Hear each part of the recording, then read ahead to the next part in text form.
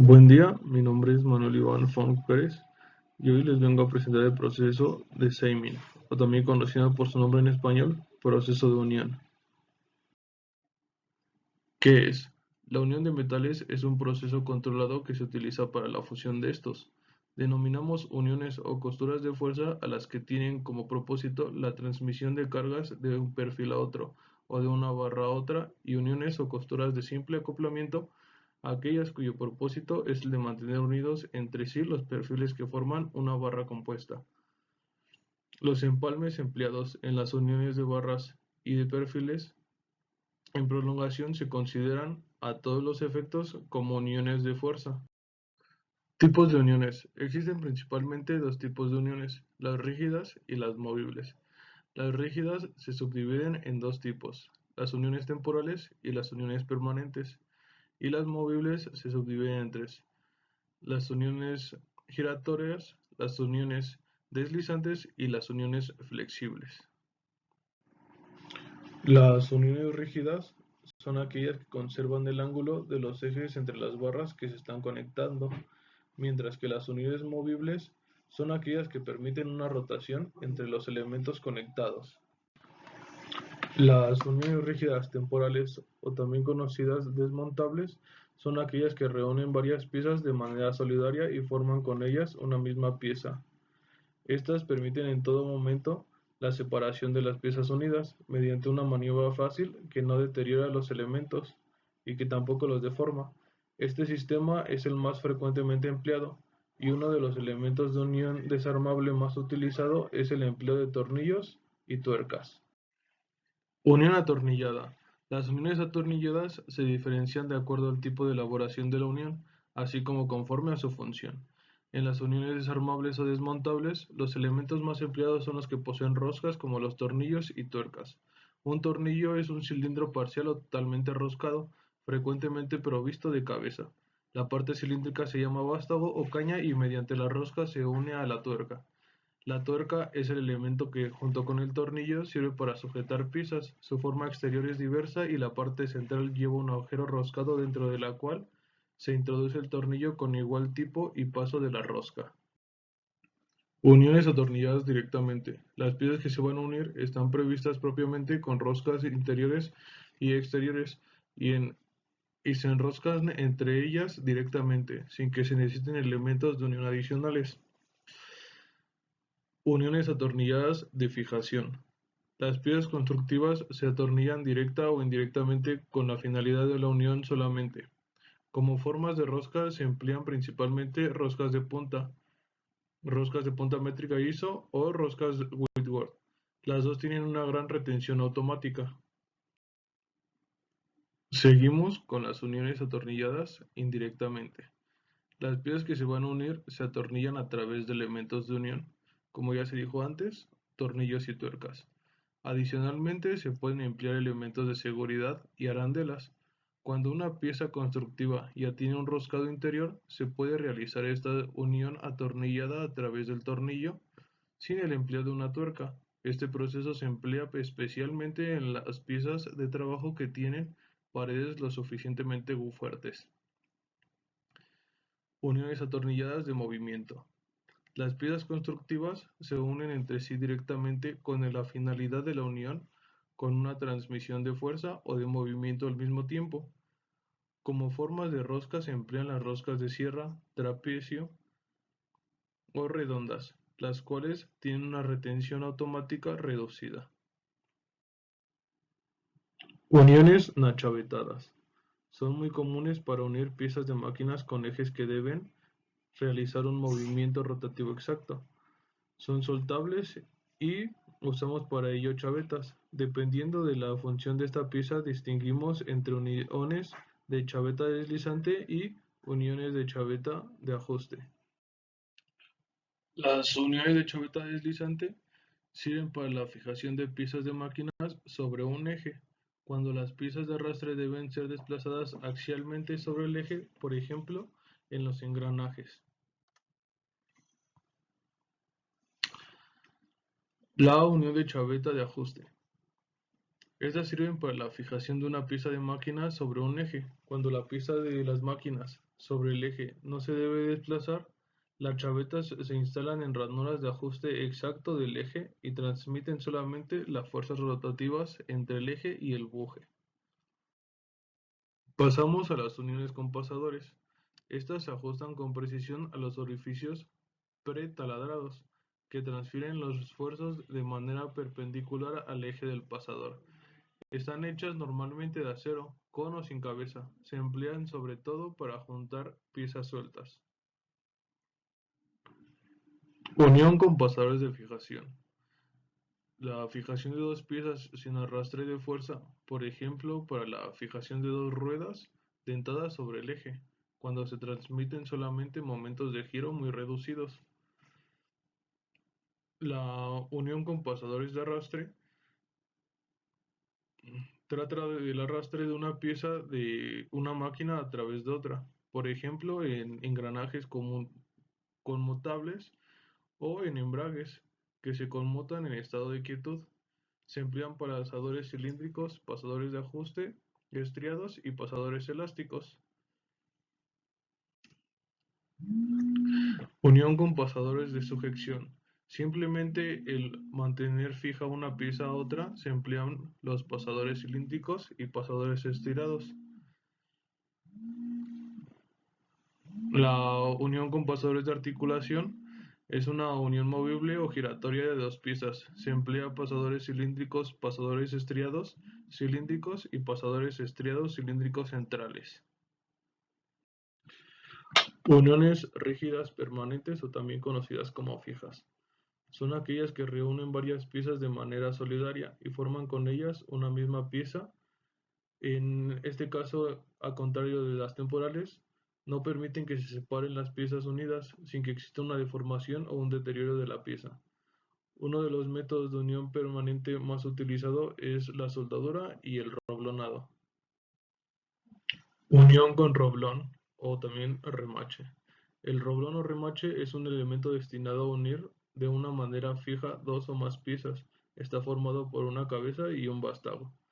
Este es si se considera el roblón aislado, el roblón en bruto, porque durante la operación del remachado se forma también en el extremo opuesto del vástago otra cabeza, a la que le llamamos la cabeza de cierre.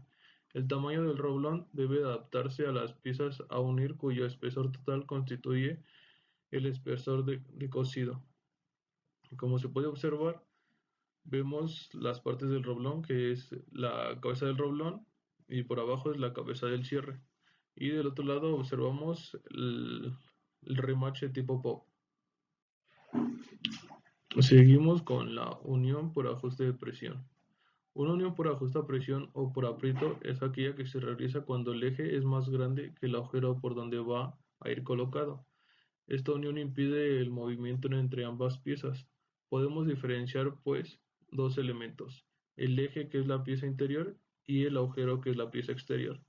Dependiendo de la diferencia entre las dos medidas, el aprieto será más fuerte o más débil. En el primer caso, para introducir una pieza dentro de otra, será necesario calentar la pieza donde se está situando el agujero para que se dilate y seguidamente poder introducir el eje con facilidad. Cuando ambas piezas alcanzan la temperatura ambiente, la unión estará realizada. Pasamos a otro tipo de uniones permanentes. En este caso son las uniones por soldadura. La soldadura es un proceso de fabricación en donde se realiza la unión de dos materiales. Generalmente son metales o termoplásticos, usualmente logrando a través de la fusión en la cual las piezas son soldadas, fundiendo ambas y pudiendo agregar un material de relleno fundido para conseguir un baño de material fundido que al enfriarse se convierta en una unión fija. Podemos observar del lado superior derecho el proceso de soldadura SMAW, que por sus siglas en inglés significa Stick Metal Arc Welding. Este consiste en un alambre de acero consumible cubierto con un revestimiento que se funde bajo la acción del arco eléctrico generado entre su extremo libre y la pieza a ser soldada. El alambre soldado constituye el metal de relleno, que llena el vacío entre las partes soldándolas. En la parte inferior izquierda vemos el proceso de soldadura GMAW, que por sus siglas en inglés significa Gas Metal Arc Welding. Esta soldadura con arco de metal y gas es un proceso de arc welding, en el cual el electrodo es un alambre metálico desnudo consumible y la protección se proporciona inundando el arco eléctrico con un gas. El alambre desnudo se alimenta en forma continua y automática desde un rollo a través de la pistola de soldadura. Continuamos con el proceso de soldadura FCAW, Flux Cored Arc Welding, por sus siglas en inglés. La soldadura con arco de núcleo fundente es un proceso en el cual el electrodo es un tubo consumible continuo que contiene fundente y otros ingredientes en su núcleo. Tales ingredientes incluyen elementos exoxidantes y aliantes. El alambre tubular con núcleo de fundente es flexible y por ende puede suministrarse en forma de rollos para que sea alimentado de manera continua a través de la pistola para soldadura con arco. El siguiente proceso de soldadura es el SAW, que por sus siglas en inglés es Submerged Arc Welding. La soldadura con arco sumergido es un proceso que se usa un electrodo de alambre desnudo consumible continuo y el arco se protege mediante una cobertura de fundente granular. El alambre del electrodo se alimenta en forma automática desde un rollo hacia dentro del arco. El fundente se introduce a la unión ligeramente adelante del arco de soldadura por gravedad desde un tanque alimentario. Seguimos con el proceso de soldadura GTAW, que por sus siglas en inglés significa Gas Tungsten Arc Welding. Este es aplicable a casi todos los metales en un amplio rango de espesores para la materia prima. También puede usarse para unir diferentes combinaciones de metales distintos. Sus aplicaciones más usadas son el aluminio y el acero inoxidable, las aleaciones de hierro, los hierros colados, el plomo y el tungsteno son los más difíciles de soldar mediante el GTAW. El siguiente proceso es el de soldadura PAW. La soldadura por arco de plasma es una forma especial de soldadura con arco de tungsteno y gas, en la cual un arco de plasma controlado se dirige hacia el área de soldadura.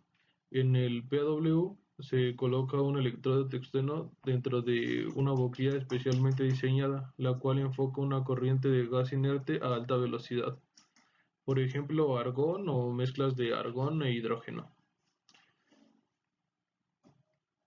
Estas se van hacia la región del arco para formar una corriente de arco de plasma intensamente caliente a alta velocidad. El siguiente proceso de soldadura es el RW, que esta es la soldadura por resistencia. Es un grupo de procesos de soldadura por fusión que utiliza una combinación de calor y presión para obtener la coalescencia. El calor se genera mediante una resistencia eléctrica dirigida hacia el flujo de corriente en la unión que se va a soldar. Y por último tenemos el proceso de soldadura OAW, o también conocida como soldadura con oxiacetileno.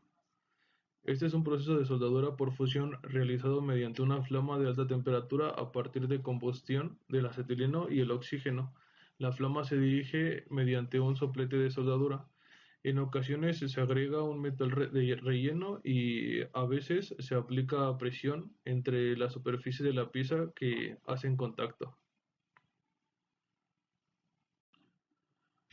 Por último hablaremos de las uniones móviles. Estas, como se dijo al principio, son aquellas que permiten la rotación entre los elementos conectados. De las primeras que hablaremos son las uniones giratorias.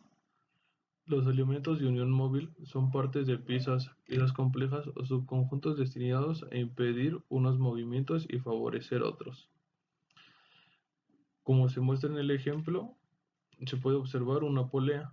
Este es un dispositivo mecánico de tracción o elevación formado por una rueda montada en un eje, con una cuerda que rodea la circunferencia de la rueda. Por último hablaremos de las uniones deslizantes y de las uniones flexibles. Las uniones deslizantes son aquellas en las que una de las dos piezas es fija y la otra se desliza a través de esta con lubricante o ayuda de un tercer elemento. Las uniones flexibles las podemos encontrar en distintos tipos de uniones estructurales mecánicas, dependiendo de nuestra necesidad específica. Estas unidades pueden ser desarmadas sin aplicar métodos destructivos. Por mi parte sería todo. Gracias por su atención.